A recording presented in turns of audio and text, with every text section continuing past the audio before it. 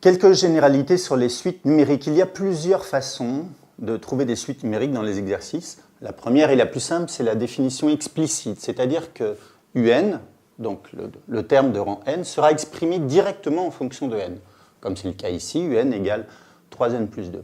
C'est très simple parce que là, on peut calculer U10, ce qui ferait 3 fois 10 plus 2, 32, U100. On peut directement avoir accès à n'importe quel terme. Un peu plus compliqué, ce qu'on retrouve souvent dans les sujets de bac, ce sont les définitions par récurrence. Regardez bien, UN plus 1 va être défini en fonction de celui qui est avant, c'est-à-dire de UN. Par exemple ici, UN plus 1 sera égal à 2 fois UN moins 5. Il faut toujours un premier terme, ici, U0 égale 1 par exemple. Je pourrais trouver U2. Lorsque j'ai trouvé U2, je pourrais trouver U3, mais je ne peux pas trouver directement U25 par exemple. Définition implicite, c'est dans un exercice, ce sera un problème de géométrie ou d'économie, donc là il faut s'adapter au problème qui vous est proposé. Les majorants et les minorants, si pour n'importe quel entier n vous avez un qui est plus petit qu'un certain nombre réel, grand M est un réel ici, on appelle ça un majorant.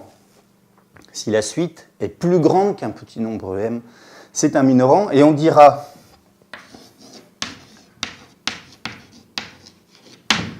d'une suite, si elle est à la fois majorée et minorée, c'est-à-dire qu'elle est comprise entre petit m et grand M, on dira qu'elle est bornée. Retenez bien ce terme-là, c'est très important. Les variations, vous avez vu des notions sur les fonctions déjà dès la classe de seconde.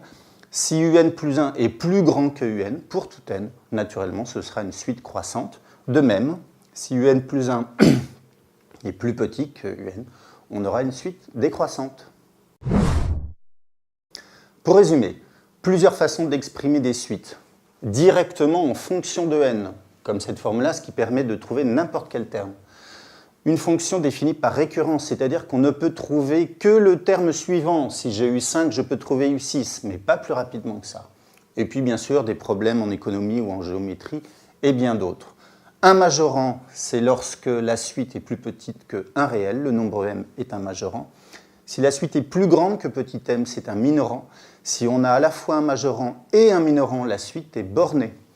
Et pour finir, une suite est croissante lorsque un plus 1 est plus grand que un, décroissante lorsque un plus 1 est plus petit que un. Voilà pour ces notions de suite.